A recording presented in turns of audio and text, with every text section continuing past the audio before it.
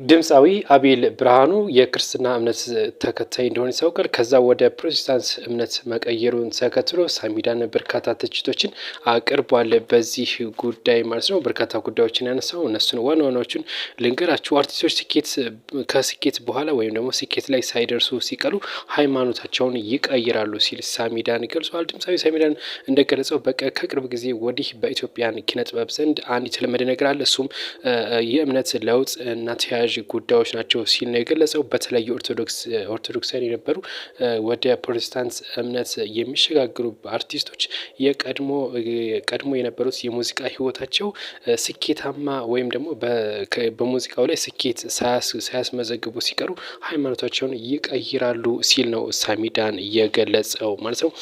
ሳሚዳን በማህበራዊ ትስስር ገጹ ላይ ይህንን ቪዲዮ አጋርተዋል። አርቲስቶች እምነት ሲቀይሩ የሚሰጡት ምስክርነት ፈጣሪን ሳይሆን ሰውን ለማስደሰት ብቻ እንደሆነም ነው የገለጸው። የጊዜያዊ ምርጫ ነው ያለው። እንግዲህ ሳሚዳን ማለት ነው።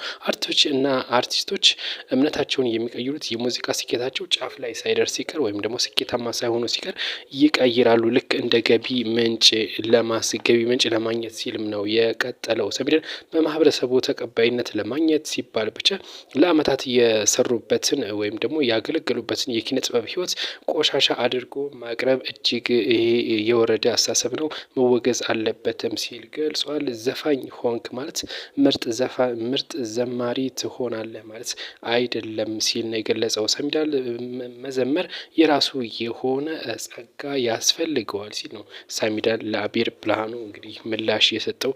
አቤል ብርሃኑ በዚህ ጉዳይ ምን አይነት ምላሽ ይሰጣል የሚለውን ተቀብለን የምናደርስላችሁ ይሆናል። አብራችሁ ሁኑ።